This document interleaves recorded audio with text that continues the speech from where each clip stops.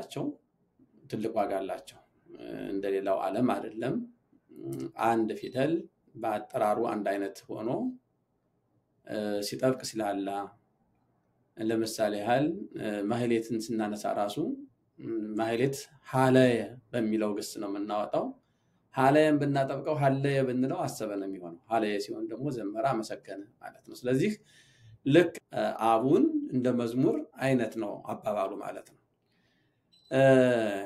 እንግዲህ ይህ ማሃቱ የሚባለው ከተባለ በኋላ የክብረ በዓሉ ቀለም ቀጣዩ አገልግሎት የሚሆነው ዋዜማ ነው ማለት ነው ዋዜማ ደግሞ እንግዲህ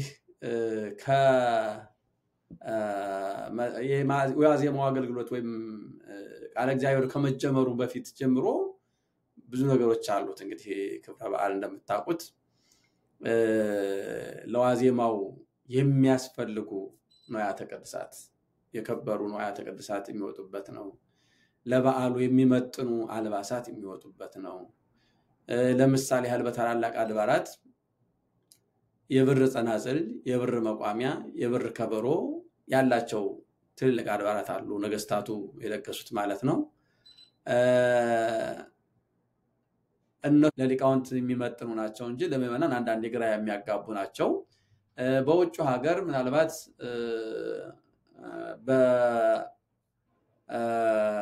በዓሉ የሚባለውን ቀለም አዘጋጅቶ የማቅረብ ነገር አለ እሱ ደግሞ ያው የተስፋፋ ነው የተሟላ ነው ማለት አይቻልም ነገር ግን ለዚህ ለማህሌት አገልግሎት የሚጠቅሙ መጻሕፍት ምን ምንድናቸው ከተባለ በአጠቃላይ ማህሌት የሚለውን ስናነሳ ድጓ ጾመ ድጓ ምዕራፍ ዝማሬ መዋሥዕት እነዚህ ያው ለሁሉም መሰረታዊ ናቸው ያስፈልጋሉ ለማህሌት አገልግሎት ከዛ በኋላ ግን አባቶቻችን እንግዲህ በተለይ በዘመነ የጎንደር ነገስታት ዘመን ሊቃውንቱም ብዙ ድል ስለነበራቸው የመሰባሰቡ አንድ ላይ የመሆኑ ለቤተክርስቲያን የሚጠቅም ነገር የማዘጋጀቱ ድል ስለነበራቸው ለዚህ ለማህሌት የሚሆነውን መጽሐፈ ዚቅ የሚባለውን ያው ባለፈው እንደተጠቀስኩት በየኔታ ክፍሌ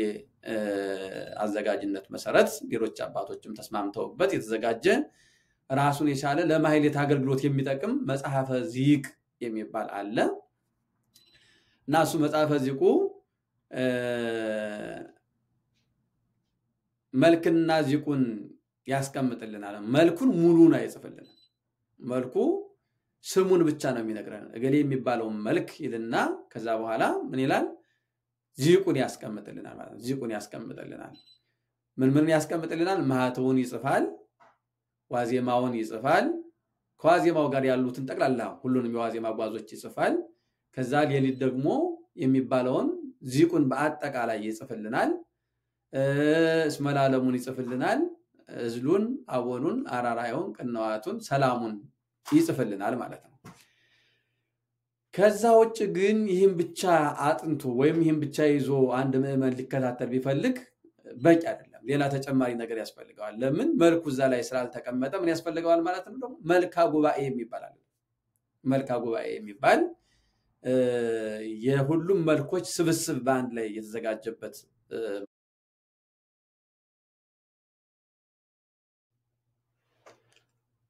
በስመ አብ ወወልድ ወመንፈስ ቅዱስ አሐዱ አምላክ ጤና ይስጥልኝ ክቡራን ሊቃውንት ካህናት ዲያቆናት የእግዚአብሔር ቤተሰቦች ሁላችሁም በእግዚአብሔር ስም እንደምን ሰነበታችሁ እንደ እግዚአብሔር ፈቃድ ዛሬም ስለ ማህሌት ቀጣዩን ክፍል እንወያያለን ባለፈው ውይይታችን ማህሌት ማለት ምን ማለት ነው የማህሌት ክብር ስለ ማህሌት ምንነት አንስተናል ከዛ ጋር ያይዘን የዘመነ ጽጌ ማህሌትን እንዴት እንደሚቆም እንዴት እንደሚባል ምን እንደሚመስል ተወያይተናል ዛሬ ደግሞ በእግዚአብሔር ፈቃድ ስለ ክብረ በዓላት ማህሌት እንወያያለን ክብረ በዓል ማለት ምን ማለት ነው የሚለውን እናነሳለን ክብረ በዓል ማለት ከብረ ከበረ አበዓለ አከበረ ከሚል ሁለት ግሶች የወጣ ሲሆን ከብረ ከበረ ክብረ የሚለው መክበርን በዓል ደግሞ በዓልን ማክበርን የሚያሳይ ነው። ክብረ በዓል ማለት የበዓል ክብር የሚል ትርጉምን ይሰጣናል ማለት ነው። እንግዲህ በዓል የሚለው በቤተክርስቲያናችን ሁሉም ነገር ጥንቃቄ ያስፈልገዋል። ለምሳሌ ያህል በዓል በአይኑ አ ስንጽፈው የምናከብራቸው በዓላትን ይነግረናል። በዓል ግን በአለፋው አ ብንጽፈው ደግሞ ጣዖት ማለት ነው። ስለዚህ ብዙ ሰዎች ሲጽፉ እንዲህ አይነት ጥንቃቄ አያደርጉም። ክብረ በዓል ሲሉ በአልፋው አ ይጽፋሉ። በአልፋው አ የተጻፈው ክብረ በዓል ሲተረጎም ምንድነው የሚሆነው? የጣዖት በዓል ወይም ጣዖት የጣዖት ክብር እንደማለት ነው የሚሆነው ማለት ነው። ክብረ በዓል የሚለው በአይኑ አ ከተጻፈ ግን የምናውቀውን የአምላካችን የመድኃኒታችን የኢየሱስ ክርስቶስን የቅድስት ድንግል ማርያምን የቅዱሳን መላእክትን የቅዱሳን ጻድቃን ሰማዕታትን በዓል የምናከብረውን ክብረ በዓል ይገልጽልናል ማለት ነው። ስለዚህ በቤተክርስቲያናችን ምንናገረውም ምንጽፈውም ሁሉ ነገር ጥንቃቄ የሚፈልግ ነው። በጥንቃቄ መጠረቅ ያለበት ነገር ነው ማለት ነው። ያለዛ ትርጉሙን ያጣና በተለይ ለሚረዳው ሰው ማለት ነው። በእኛ ቤተክርስቲያን ፊደላት ትልቅ ቦታ አላቸው፣ ትልቅ ዋጋ አላቸው። እንደሌላው ዓለም አይደለም። አንድ ፊደል በአጠራሩ አንድ አይነት ሆኖ ሲጠብቅ ሲላላ ለምሳሌ ያህል ማህሌትን ስናነሳ ራሱ ማህሌት ሀለየ በሚለው ግስ ነው የምናወጣው። ሀለየን ብናጠብቀው ሀለየ ብንለው አሰበ ነው የሚሆነው። ሀለየ ሲሆን ደግሞ ዘመረ፣ አመሰገነ ማለት ነው። ስለዚህ ልክ እንደዚሁ ክብረ በዓል የሚለውን በአይኑ አ ስንጽፈው የበዓል ክብር የሚለውን ይሰጠናል። ክብረ በዓል የሚለውን በአልፋው አ ብንጽፈው ግን የጣዖት በዓል ወይም የጣዖት ክብር የሚልን ይሰጠናል ማለት ነው። ስለዚህ በጣም ጥንቃቄ ያስፈልገዋል። እንግዲህ የክብረ በዓል ማህሌት ምን ይመስላል ከተባለ ካጀማመሩ ጀምሮ ማየት ያስፈልጋል። አንድ ክብረ በዓል መግቢያ አለው በቤተክርስቲያናችን ማለት ነው። ያ ማህተው ይባላል። ሀተወ በራም ይላል። ማህተው ደግሞ እንደ መግቢያም ሆኖ ያገለግላል ማለት ነው። የበዓሉን መድረስ የበዓሉን መምጣት የሚያበስር ማለት ነው ክብረ በዓል ማለት ወይም ማህተው ማለት። ስለዚህ ማህተው እንዴት ነው የሚባለው ከተባለ በቤተክርስቲያናችን በአብዛኛው ጧት የሚቀደስበት ጊዜ ከሆነ ከቅዳሴ በኋላ ወይም ደግሞ ቅዳሴው ከሰዓት በኋላ ከሆነ ከቅዳሴ በፊት ከዋዜማ በፊት የሚባል ነው ማለት ነው። በአጠቃላይ ጧት አካባቢ የሚባል ነው፣ ነግህ ላይ የሚባል ነው ማህተው ማለት ነው። የሚባልም አባባሉም በሰባት ቦታዎች ላይ ሰባት መቅረዝ ላይ ሰባት መብራቶች አብርቶ ያንን ማህተውን ቃይንቶ መርቶ ዘሞ ጸንጽሎ አመርግሎ ጸፍቶ አመላልሶ በአጠቃላይ እነዚህን ሁሉ አከናውኖ የሚባል አንድ የክብረ በዓሉ ክፍል ነው ማለት ነው። ልክ እንደ አቡን እንደ መዝሙር አይነት ነው አባባሉ ማለት ነው። እንግዲህ ይህ ማህተው የሚባለው ከተባለ በኋላ የክብረ በዓሉ ቀለም ቀጣዩ አገልግሎት የሚሆነው ዋዜማ ነው ማለት ነው። ዋዜማ ደግሞ እንግዲህ የዋዜማው አገልግሎት ወይም ቃለ እግዚአብሔር ከመጀመሩ በፊት ጀምሮ ብዙ ነገሮች አሉት። እንግዲህ ክብረ በዓል እንደምታውቁት ለዋዜማው የሚያስፈልጉ ንዋያተ ቅድሳት የከበሩ ንዋያተ ቅድሳት የሚወጡበት ነው። ለበዓሉ የሚመጥኑ አልባሳት የሚወጡበት ነው። ለምሳሌ ያህል በታላላቅ አድባራት የብር ጸናጽል፣ የብር መቋሚያ፣ የብር ከበሮ ያላቸው ትልልቅ አድባራት አሉ፣ ነገስታቱ የለገሱት ማለት ነው። እነሱ ሁሉ ይወጣሉ። የብር ብቻ አይደለም፣ የወርቅም ከበሮዎች ያላቸው አሉ። ለምሳሌ ያህል እንደው ከምናውቀው ለመነሳት ያክል በልጅነታችን ለማየት ምን ጓጓለት የደብረ ታቦር ኢየሱስ ከበሮና ጸናጽል፣ የብር መቋሚያው፣ የብር ጸናጽሉ፣ የብር ከበሮ ሲወጣ በጣም ለማየት ምን ጓጓለት ነው። የልጅነት መንፈስ ስለሆነ አስታውሰዋለሁኝ።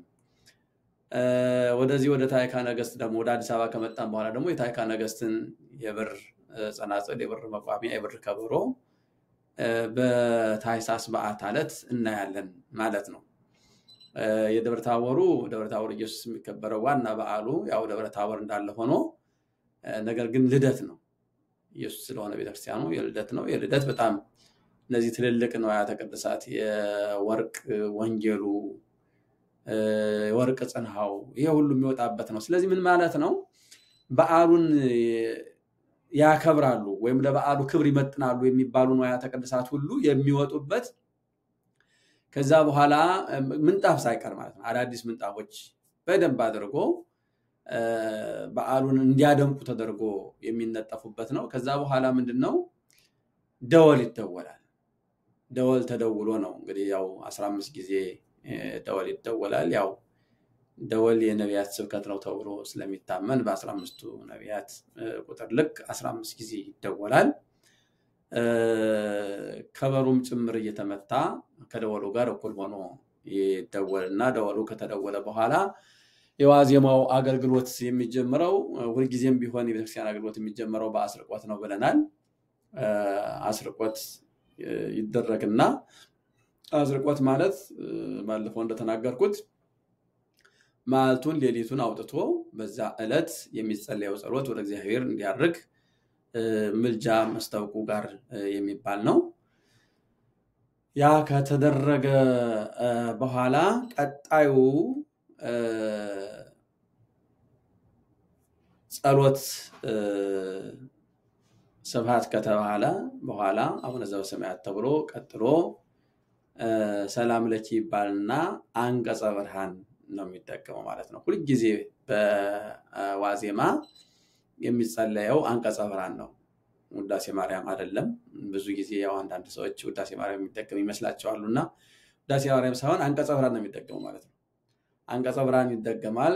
ከአንቀጸ ብርሃን ቀጥሎ እንግዲህ በጸሎት ከታረገ በኋላ ማለት ነው ዋዜማውን ተመልክቶ ቅዱስ ይባላል።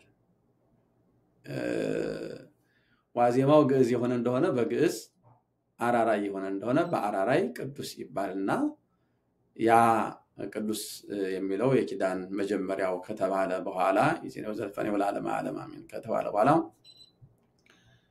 አሜን ወአሜን ለይኩን ቅዱስ ለእግዚአብሔር ሕያው ተሳሃለና ከተባለ በኋላ ቀጥታ ወደ ዋዜማው ቅኝት ነው የሚሄደው ማለት ነው። እንግዲህ ይሄንን የምንናገረው ለሊቃውንቱ አይደለም። ሊቃውንቱ በየጊዜው የምታገለግሉበት የምትሰጡት አገልግሎት ስለሆነ ለእናንተ ሳይሆን አገልግሎቱ ምን ይመስላል የሚለውን ለምእመናን ለማስረዳት ነው የምንናገረው ማለት ነው። ስለዚህ ዋዜማው ይቃኛል ከሊቃውንት በአንዱ። በአብዛኛው የድጓ መምህራን ሲኖሩ የድጓ መምህራን ዋዜማውን ይቃኛሉ። ወንበር ሰፍቶ በሚሰጥበት ወይም ደግሞ ደቀ መዛሙርት በሚበዙበት ቦታ ግን መምህሩ ደቀ መዛሙርቱ እንዲቃኙ እድል ይሰጣሉ። ደቀ መዛሙርቱ ይቃኛሉ ማለት ነው። ከተቃኘ በኋላ ዋዜማው ሊቃውንቱ ወይም በማህሌቱ ያሉት ሁሉ ይቀበሉታል። ከተቀበሉት በኋላ ለበዓሉ ከሚመጡት እንግዶች መካከል ወይም ደግሞ ከደብሩ ሊቃውንት መካከል እንግዲህ ከፍ ያለው በእውቀትም በማይረግም ከፍ ያለው ሰው ዋዜማውን እንዲመራ ይደረጋል።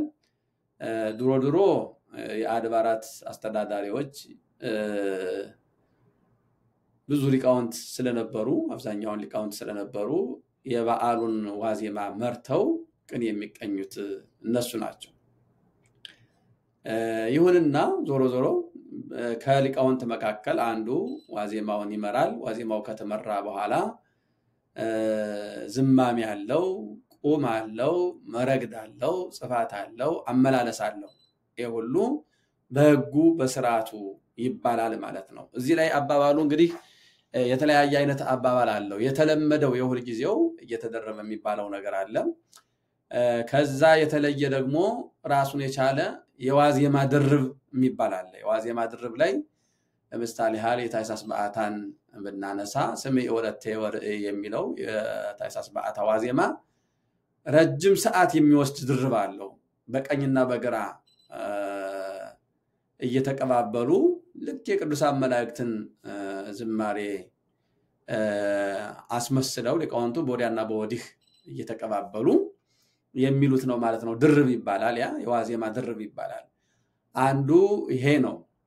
ሁለተኛው ግን በጣም ረጅም የዋዜማ ድርብ የሚባለው ደግሞ የሐምሌ ገብርኤል ወይም የሐምሌ ቂርቆስ ዋዜማ ነው። እስመ ተላለፈ የሰባቲከ የሚባለው እሱ በጣም ረጅም ድርቡ ከሌሎቹ ሁሉ የተለየ፣ አሁን ከበዓታውም ከሌሎቹም የተለየ ነው። እንደው በአጠቃላይ ወደ 90 ጊዜ ድረስ ነው ተመላልሶ የሚባለው ማለት ነው።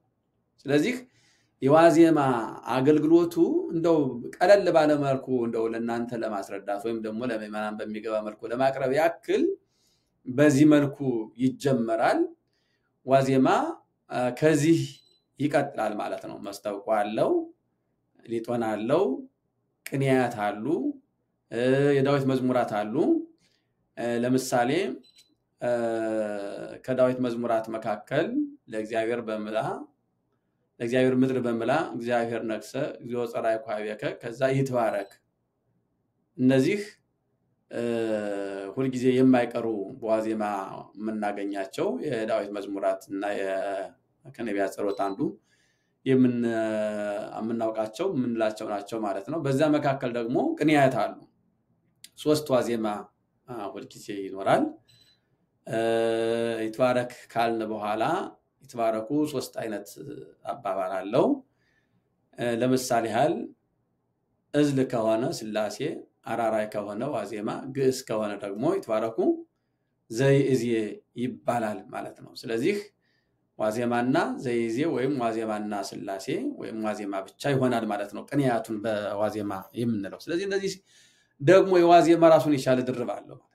የዋዜማ የተለመደ ሁልጊዜ የሚባለው አይነት አለ። እንደገና ደግሞ ረጅም የሆነ ልክ እንደ ስምዕ ወለተ የራሱ እንዳለው ሁሉ የዋዜማ ቅኔውም ራሱን የቻለ የዋዜማ ቅኔ ድርብ አለው ማለት ነው። ያንን ሊቃውንቱ በብዛት በሚገኙበት ይባላል። ቀጥሎ ሌሎቹን ደግሞ በዛው በተለመደው ይባልና ሥላሴ ሲሆን የራሱ አደራረብ አባባል አለው። ዘይዜም ሲሆን የራሱ አባባል አደራረብ አለው። እሱ በጥንቃቄ ከተባለ በኋላ እንግዲህ በዋዜማ ምስባክ ሁሉ አለ፣ ምንባባት አሉ፣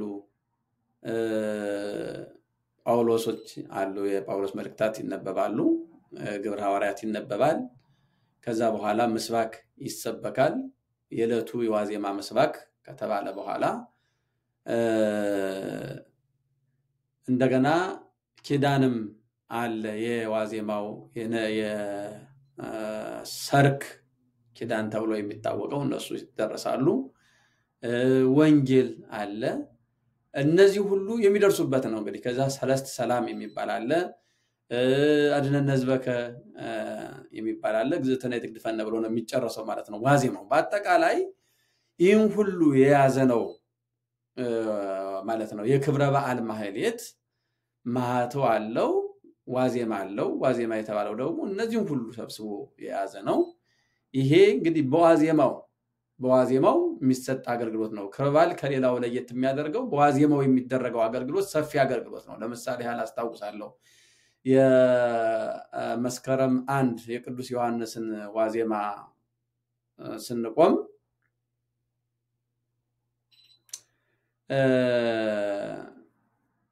ራጉኤልን አስታውሳለሁኝ።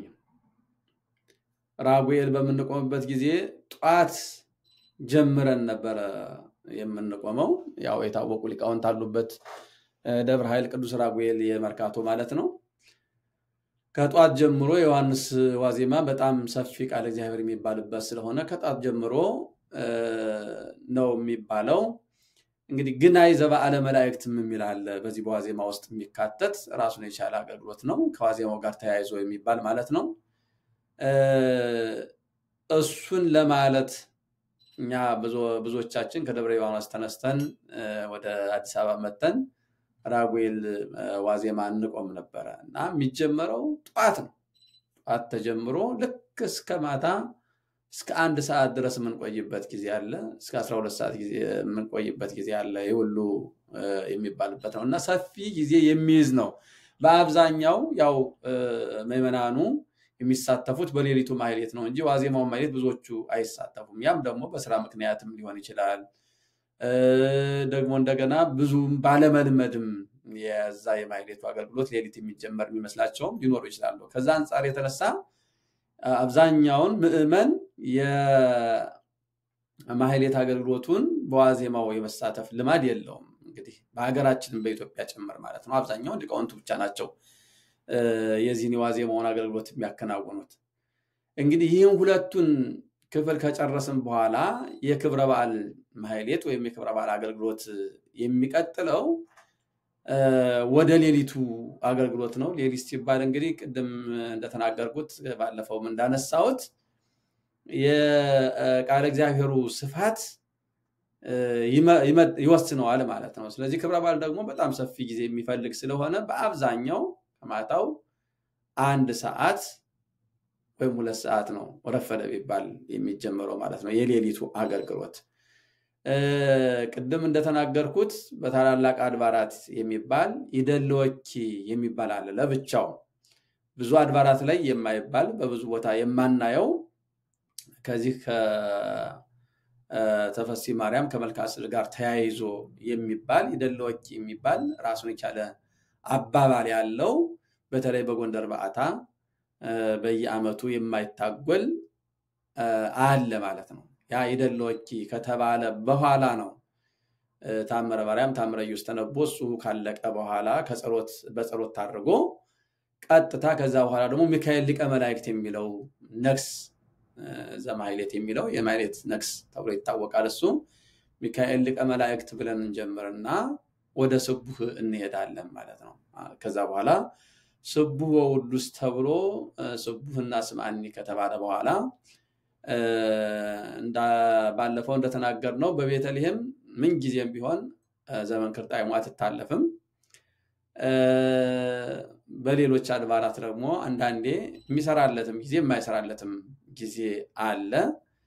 ነገር ግን ከሱ ጋር ተያይዞ ደግሞ ነክስ የሚባል አለ። በተለይ በዓላትን ክብረ በዓሉን ምን እንደሆነ የሚነግረን ሙሉ የበዓሉን ታሪክ ጠቅሎ ይዞ የሚገኝ ነክስ የሚባል አለ። መልኩ ከመግባቱ በፊት የሚባል ማለት ነው። ለምሳሌ አንደው ሰላም ለልደትከ ኦ አማኑኤል ይላል። አሁን የልደት ነክስ እናነሳ ማለት ነው። ዘቀዳሚ ወዘዳሃሪ ብሎ የመዋዕል ኢየሱስ ክርስቶስ ዘአብ ቃል እፎ አግመረተከ ድንግል ወፎን ዘአምላክ ሰከብከበጓል። በአጠቃላይ አሁን ይህንን በዓሉን የሚገልጽ ነው ማለት ነው። ሙሉ ለሙሉ ሰላም ለልደትከ አሁን ልደቱን አይደለም እናከው ስለ ልደቱ ነው ማውራት ያለበት፣ ስለ ልደቱ ነው መነጋገር ያለበት። ስለዚህ ለልደትህ ሰላምታ ይገባል ብለን እንጀምራለን ማለት ነው። ዘቀዳሚ ወዘዳሃሪ ተመልከቱ። ቀዳማዊ መሆኑን ዳሃራዊ መሆኑንም ማዕከላዊ መሆኑንም ጭምር ገልጿል ማለት ነው። ይሄ ብሉ የመዋዕል አብላ የመዋዕል ይለዋል። ዘመናትን የምታስረጅ አንተ ግን የማታረጅ፣ ዘመናትን የምታሳልፍ አንተ ግን የማታልፍ የአብ ቃል ኢየሱስ ክርስቶስ ይላል። እፎ አግመረተከ ድንግል እንዴት ታናሽ ብላቴና አንተን መወሰን ተቻላት? እንዴት በማህፀኗ አንተን ቻለች? ወፎን ዘአምላክ ሰከብከበጓል በጎል ሰከበነ ዋናው የዛን ቀን እንግዲህ ትልቁ የሚነገርለት ማለት ነው። አምላክ ስትሆን እንዴት በበረተኛ ይላል። ስለዚህ አሁን በአጠቃላይ ይሄ ሙሉ የዕለቱን ታሪክ ሰብስቦ የያዘ ነው ማለት ነው። ልክ እንደዚህ አይነት ለሁሉም ለጌታችንም ለእመቤታችንም ለቅዱሳን መላእክትም ለጻድቃን ለሰማዕታትም የተደረሰ ነክስ የሚባል አለ።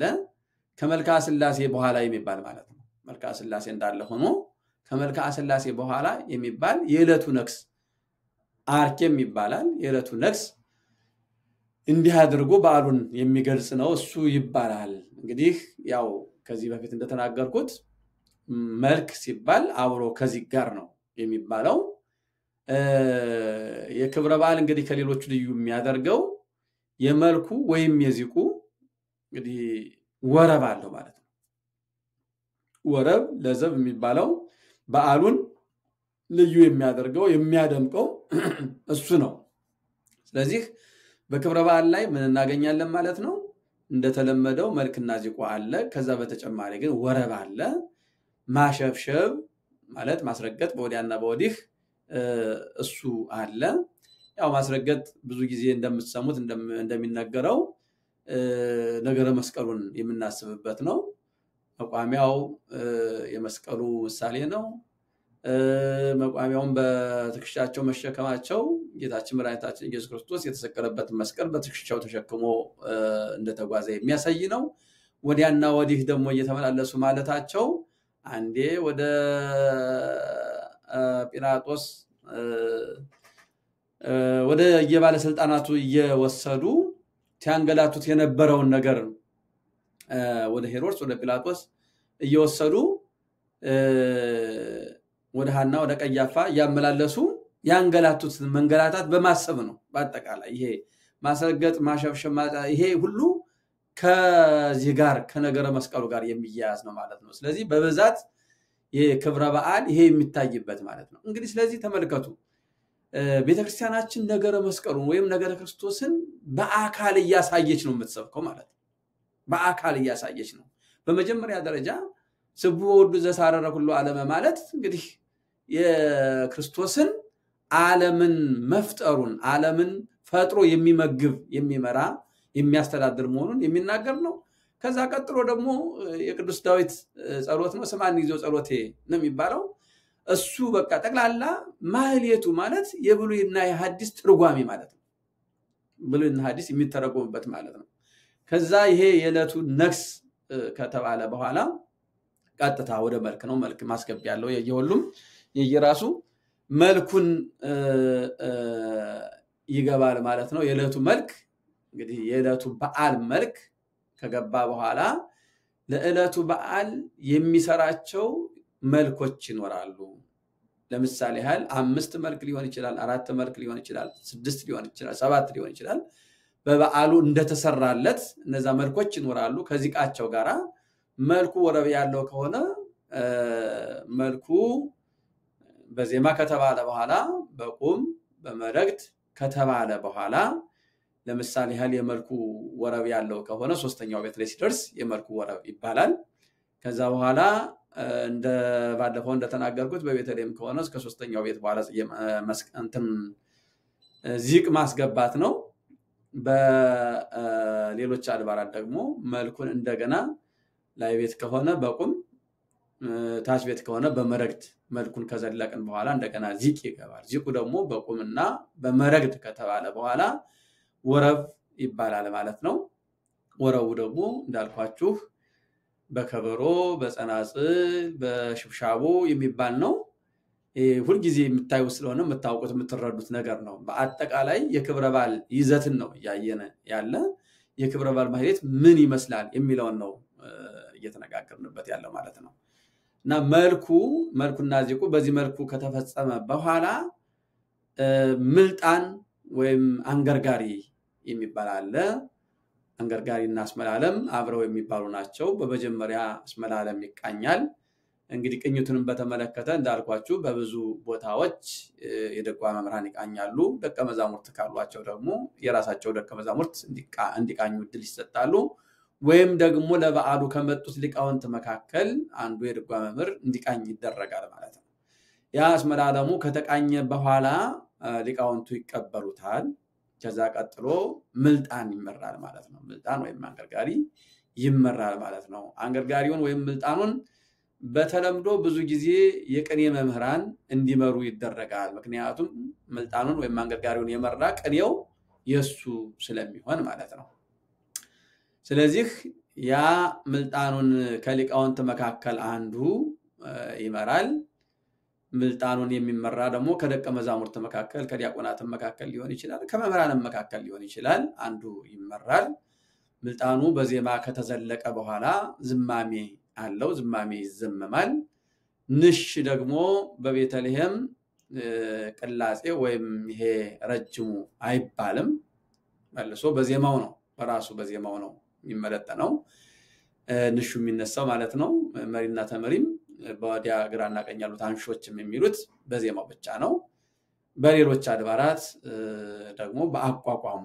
ይሄ ቅላጼ የሚባለው ንሽም ተብሎ ይጠራል በሱ በአቋቋሙ ይባላል ማለት ነው እሱ ከተባለ በኋላ በዛዳ በዚህ መቀባበያ አለው እንዳባባሉ እንደስራቱ ይባላል በሶስተኛው ይዘለቅና እንግዲህ በተለምዶ ብዙ ጊዜ አማን በአማን የሚሉ ምልጣኖች ስለሚበዙ አማን በአማን የሚለው እንደ አባባሉ እንደ ባህሉ ተመላልሶ ወደ ጽፋት ይከዳል እዚህ ላይም ሁለት አይነት አባባል የምልጣን ወይም የአንገርጋሪ ድርብ የሚባላል ራሱን የቻለ ደግሞ ሁለት አይነት ድርብ አለው የአርያም ድርብ የሚባል አለ የጽባተ ነግ ድርብ የሚባል አለ ስለዚህ እሱ ራሱን የቻለ ረጅም ብዙ ስሌት ያለው ብዙ ቀመር ያለው ነው እሱ ከተባለ በኋላ መጨረሻው ጽፋት ነው ምልጣን ዝማሜና ጽፋት ነው ያለው ከዛ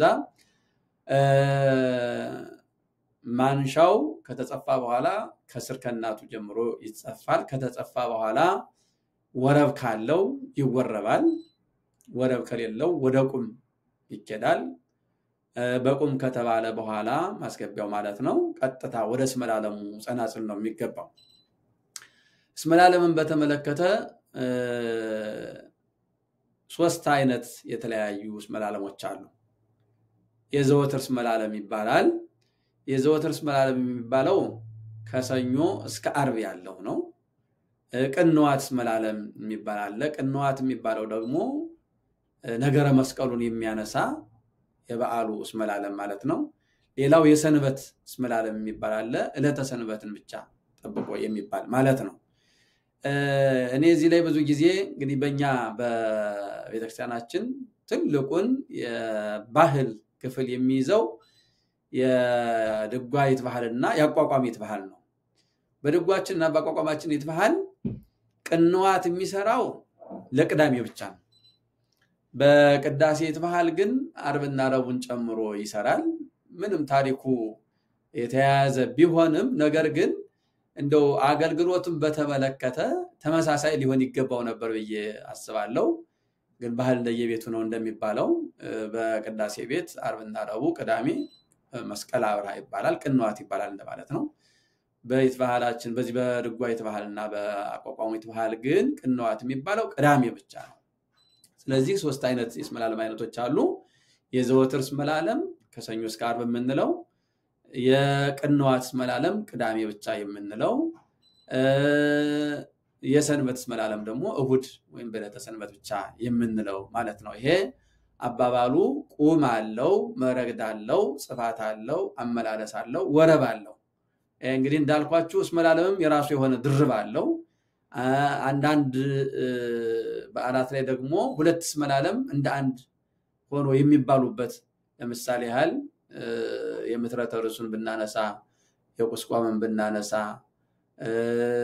የወልደ ነጎድጓድ ዮሐንስን ብናነሳ እነዚህን የመሳሰሉ ደግሞ ሁለት ስመላለሞች በአንድ ላይ የሚባሉባቸው እነዚህ አይነት የስመላለም አባባሎች አሉ ማለት ነው በአጠቃላይ እንግዲህ የክብረ በዓል ይዘት ይህን ሁሉ የማይሌት ቀለም የማይሌት አገልግሎት የያዘ ነው ማለት ነው ከዛ ቀጥሎ የምናገኘው እዝልም ይሰራላቸው ክብረ በዓላት አሉ እዝርም ማይሰራላቸው ደግሞ ክብረ በዓላት አሉ ከዛ ቀጥሎ አቡን ነው አቡን ልክ እዝሉም እንደዚሁ ምን አለው ዜማ አለው ዜማ ሁሉ ጊዜም የማይቀር ነገር ነው ዜማ አለው ዝማሜ አለው ቁም አለው መረግድ አለው ጽፋት አለው አመላለስ አለው ከዛ ያይዞ አቡን ነው አቡን ደግሞ ልክ እንደዚሁ ዜማ አለው፣ ቁም አለው፣ መረግድ አለው፣ ጽፋት አለው፣ አመላለስ አለው። ከዛ ቀጥሎ አራራይ የሚባል አለ፣ ከዛ ቅንዋት አለ፣ ከዛ ሰላም ነው። ሁልጊዜም ቢሆን የማህሌታችን አገልግሎት የሚፈጸመው በሰላም ነው። ዋዜማውም የዋዜማ ሰላም አለው። እለቱም ደግሞ ከተጠናቀቀ በኋላ በሰላም ነው የሚጠናቀቀው ማለት ነው። በአጠቃላይ የክብረ በዓል ማህሌት እነዚህን የአገልግሎት ክፍሎች የያዘ ነው ማለት ነው። አንድ ክብረ በዓል እነዚህን ሁሉ አሟልቶ የሚገኝ ስለሆነ ከሌሎቹ በዘወትር ከሚባሉት ለየት ባለ መልኩ የምናየው ነው ማለት ነው። እንደ በአጠቃላይ ለማህሌት አገልግሎት የሚጠቅሙ መጻሕፍት ደግሞ ምንድን ናቸው የሚለውን ማየት ያስፈልግ ይመስለኛል። ብዙዎቻችሁ ማህሌት ስትሳተፉ እንደው እንግዳ እንዳትሆኑ ማለት ነው። እንደውም ባለፈው በሰራነው ቪዲዮ እንደዚህ አይነት ጥያቄ አይቻለሁኝ። ማህሌቱ የሚባለውን በሙሉ ልክ እዛው ቤተክርስቲያን በሚባልበት መንገድ ተዘጋጅቶ ቢሰራጭልን በተለይ ለኛ ለምእመናን ስንከታተል እንዳንቸገር ያደርገናል የሚል ጥቆማ አይቻለሁኝ። እውነት ነው፣ ያስፈልጋል። ያው ይሄ የተዘጋጁት መጻሕፍት ለሊቃውንት የሚመጥኑ ናቸው እንጂ ለምእመናን አንዳንድ ግራ የሚያጋቡ ናቸው። በውጭ ሀገር ምናልባት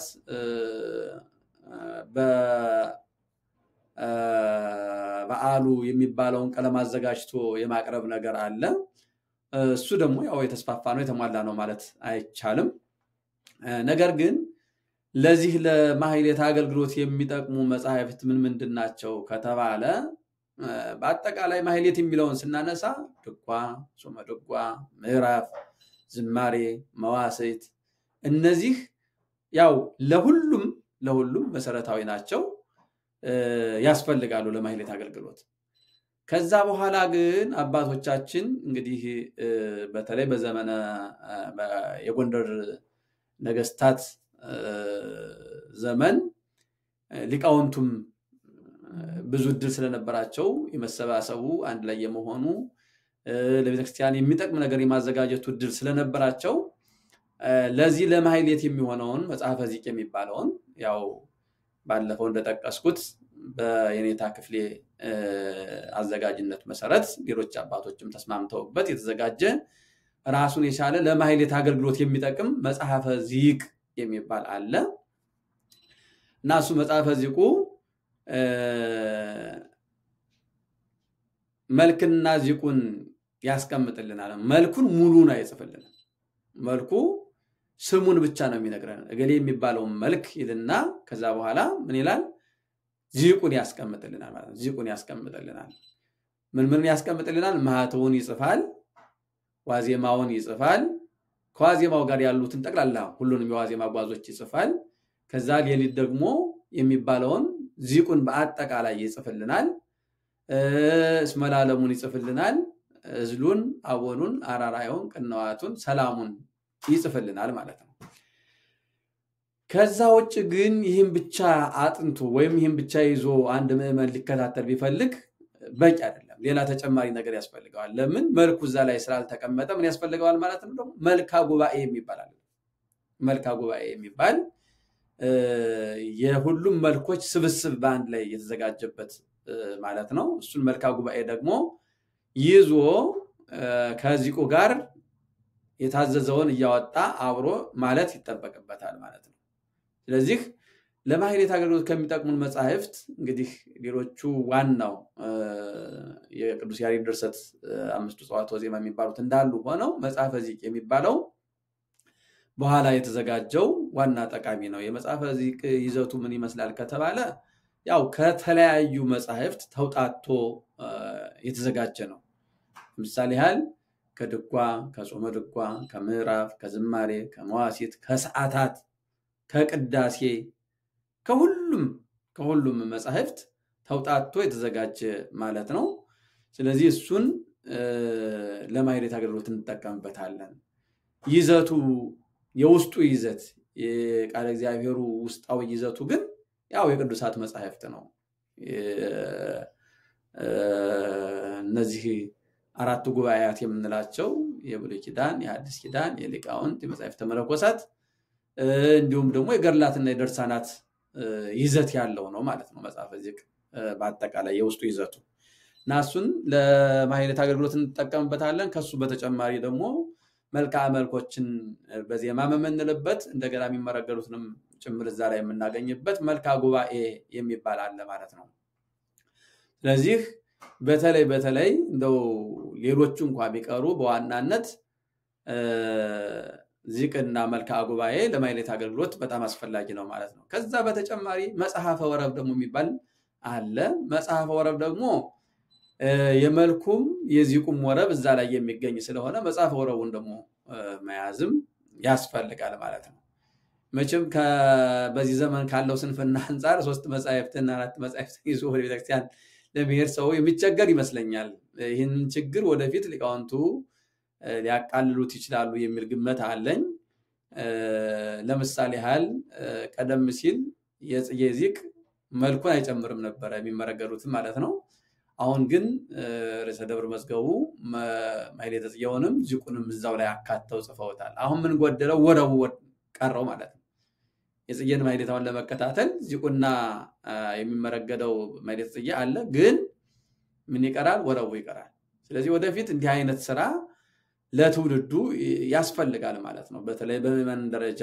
ማህሌትን ለመከታተል ለመሳተፍ እንዲህ አይነት ዝግጅት ያስፈልጋል ማለት ነው እንግዲህ እነዚህ በቀጥታ ይዘን እንደው ለመከታተል የሚያመቹንን ማለት ነው እንጂ ማህሌትን ለመቆም ወይም ደግሞ ለማህሌት አገልግሎት ዝግጅት የሚያስፈልጉ እነዚህ ብቻ ናቸው ማለት አይደለም ድሮ እንግዲህ የአቋቋም ወይም የማህሌቱ ቀለም በቃል ብቻ የሚነገር እንጂ መጻሕፍት አልነበሩትም አሁን ግን ያው ዘመን ጥሩ ነገር ነው ተሻሽሎ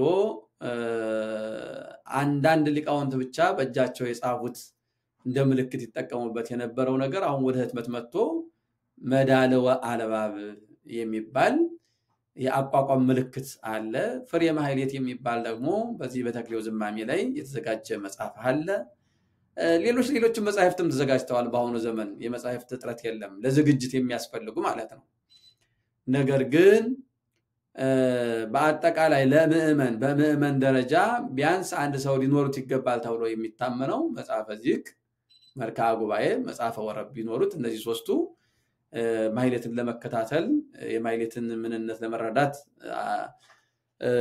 በቀላሉ እነሱን ይዞ መገልገል ይችላል ማለት ነው በአጠቃላይ ክብረ በዓል ማለት ሰፊ አገልግሎት የሚሰጥበት የማህሌት አገልግሎት በስፋት የሚታይበት የበዓላችን የቤተክርስቲያናችን ክብርና ሞገስ የሚታይበት ማለት ነው ይሄንን እንግዲህ መረዳት ያስፈልጋል በአጠቃላይ ቅድም እንደተናገርኩት ማህሌት ተጀምሮ እስከሚጨረስ ድረስ የሚያወሳው ነገረ መስቀሉን ነው ያን ነገረ መስቀሉን በአግባቡ ያልተረዳ ሰው በማህሌቱ የሚከናወነውን ለመረዳት ይቸገራል ማለት ነው ለዚህ ነው አሁን በሊቃውንትም ደረጃ እውነት ለመናገር በሊቃውንትም ደረጃ ሳይቀር ማህሌት ላይ አንዳንዴ አለመግባባት ለምሳሌ ያህል የሚስበውን ሰረገለ የሰረገለውን ሳበ ብሎ አለመግባባት ሲፈጠር እናያለን ውስጡን ሚስጥሩን ነው መመርመር የሚገባው እንጂ ያቺ የጸናጽሏ መሳብና መሰርገል የልዩነት ምንጭ ልትሆን አትችልም በትክክል በተመስጦ ምስጢሩን በማሰብ የምናደርገው የምናገለግል ከሆነ ማህሌቱ ደግሞ ምን ያክል ክብር የሚያሰጠንና ዋጋ ለማግኘት የምንገለገልበት መሆኑን ከተረዳን የቃለ እግዚአብሔር አንዳንድ ትንሽ ልዩነቶች አለመግባባት እንዲፈጥሩብን አይችሉም ማለት ነው እንደ በሊቃውንት ደረጃም ስለሚደረግ ነው ይሄ በተለይ ደቀ መዛሙርት ያው አለመስከን ገና ከቃለ እግዚአብሔሩ ከዜማው ጋር እንጂ ከምስጢሩ ጋር ብዙ ያው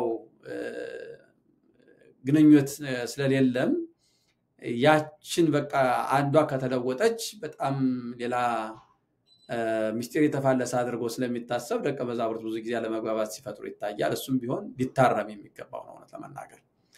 ቤተክርስቲያናችን እንግዲህ ተመልከቱ አገልግሎታችን ተጀምሮ የሚጨርሰው በሰላም ያ ማለት ውስጡ ሰላማዊ አገልግሎት ሊኖረው እንደሚገባ የሚያስረዳ ነው ማለት ነውና ሊቃውንቱም ደቀ መዛሙርቱም ይህንን በማሰብ አገልግሎታችን ሰላም የሰፈነበት በሰላም የታጀበ ሰላማዊ ኢየሱስ ክርስቶስን የምናመሰግንበት የሰላም እናት እመቤታችን ቅድስት ድንግል ማርያምን ስለ ሰላም የሰበኩ ቅዱሳን የምናመሰግንበት እንጂ ትንሽ ነገር ፈጥረን የማንግባባበት አይደለም። ሌላው እንግዲህ በዚህ ዘመን እግዚአብሔር ፈቅዶ በውጭ ዓለምም ደቀ መዛሙርት እየተገኙልን ነው እየወጡልን ነው እየበዙልን ነው እና ያው ደቀ መዛሙርቱም ይህንን አገልግሎት በአግባቡ መረዳት ይገባቸዋል።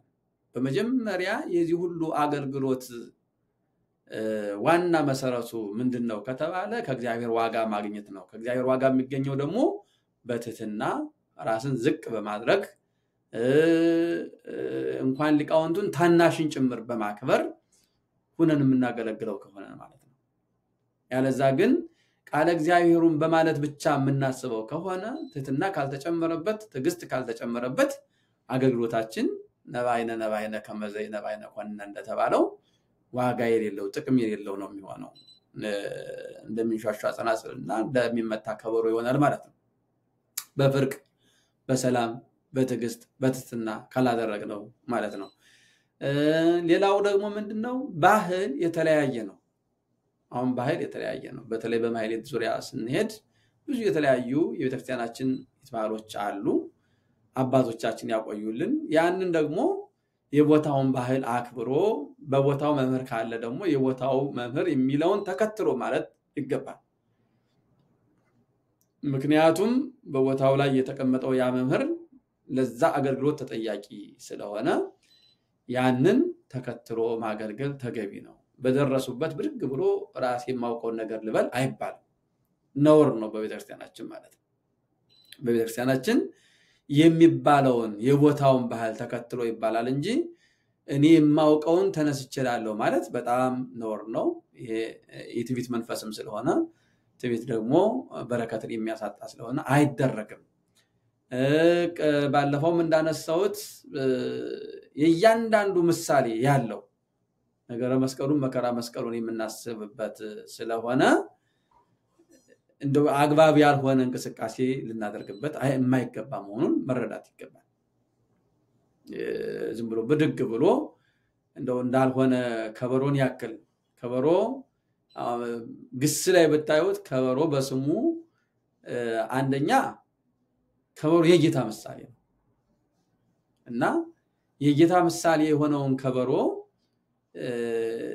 በማንገላታት አይደለም በማክበር ነው ልናሸበሽብበት የሚገባ ማለት ነው። እና አንዳንድ ጊዜ ይሄ ትንሽ ከዚህ ምሳሌ ወጣ ያለ ነገር ስለሚታይ በተለይ በውጩ ዓለም የምትኖሩ ደቀ መዛሙርት አባቶችን በማክበር ዙሪያ ሥርዓተ ቤተክርስቲያንን አክብሮ በማገልገል ዙሪያ በእውነቱ ጥንቃቄ ልናደርግ ይገባናል።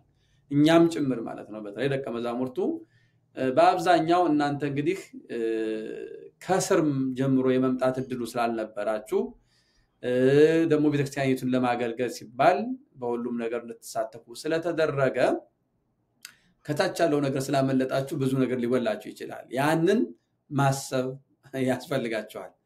እናንተ ምናልባት ዘመኑ ስላገዛችሁ በተለያየ መንገድ ቃለ እግዚአብሔርን አጥንታችሁ አብራችሁ ልትሰለፉ ትችላላችሁ እና ደግሞ እናንተ ያጠናችሁት መምህሩ ከሚለው የተለየ ሊሆን ይችላል። መምህሩ እንግዲህ መከራ አይቶ ደክሞ ተርቦ ተጠምቶ የተማረው ቃለ እግዚአብሔር የራሱ የኔታ ሀገር የነገሩኝ የሚለው የራሱ የሆነ ቃለ እግዚአብሔር አለው ማለት ነው።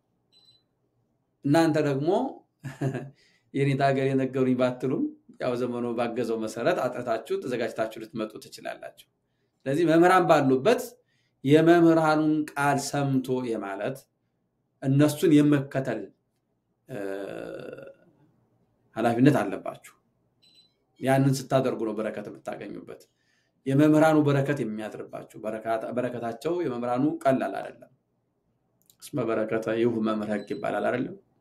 እስመ መምህር ሕግ ይሁ በረከተ ብሏል ቅዱስ ዳዊትም። ስለዚህ የሕግ መምህር፣ የአብነት መምህር፣ የቤተክርስቲያን መምህር በረከትን ይሰጣል።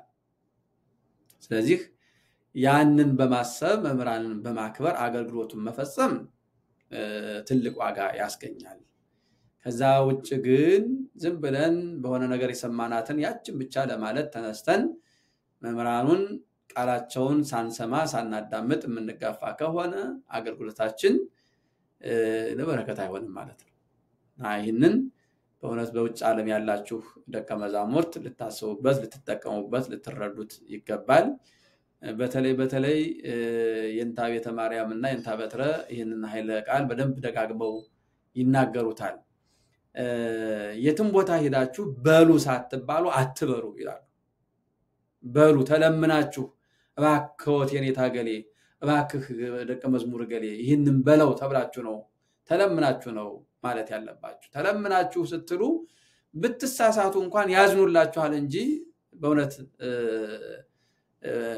እንዲህ አለው ብለው አይሳለቁባችሁም፣ አይነቅፏችሁም። ነገር ግን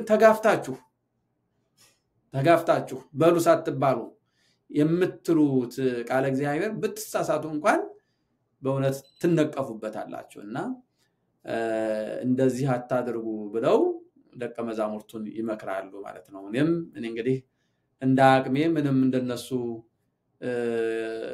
የተሟላ ዕውቀት እንደነሱ ያለ ትሕትና እንደነሱ ያለ ቅድስና ንጽህና ባይኖረኝም እንደው በዚህ በውጭ ዓለም የነሱን ስም ይዘን ስለምንገኝ ደቀ መዛሙርቱን ይህንን መምከር ፈልጋለሁ። ተለምናችሁ በሉ ተብላችሁ እንድትሉ። ሁለተኛ ደግሞ መያዛችሁን እንደው አጥንታችሁ ስለምትመጡ መያዛችሁን 100% እርግጠኛ ሳትሆኑ ዝም ብላችሁ ገብቶ አይባልም። ምክንያቱም ያንን ቃለ እግዚአብሔር አሳምረው የሚሉ ሊቃውንት እያሉ ነው እናንተ የምትጋበዙ፣ እናንተ እንድትሳተፉበት፣ እናንተን ለማክበር፣ እናንተ እንድትበረታቱ ነው እንጂ ካልያዛችሁት ግን ቃለ እግዚአብሔሩ መበላሸት ስለማይኖርበት በአግባቡ እንዲባል ያልያዛችሁት ከሆነ አልያዝኩትም ማለት ነውር አይደለም፣ የሚያስከብር ነው። ስለዚህ የያዛችሁትን በሉ ስትባሉ አክብራችሁ በማለት ያልያዛችሁትን ደግሞ አይ የኔታዬን አላጠናሁትም በማለት ለበረከት እንዲሆንላችሁ በትሕትና በትዕግስት ራሳችሁን ዝቅ አድርጋችሁ ማህሌቱን እንድትሳተፉ እንድታገለግሉ አደራ ለማለት ወዳለው። እንግዲህ የክብረ በዓል ማህሌት እንደው በጥቂቱ ይህንን ይመስላል። ወደፊት ደግሞ ከክብረ በዓል ጋር ተያይዘው ያሉ ቁመተ አርያምን በተመለከተ ቁመተ ስብሐተ ነግን የዐቢይ ስብሐተ ነግን በተመለከተ እናነሳለን። ለዛሬው እዚህ ላይ ይበቃናል። ወስብሐት ለእግዚአብሔር ወለወላዲቱ ድንግል ወለመስቀሉ ክቡር። ይቆየን።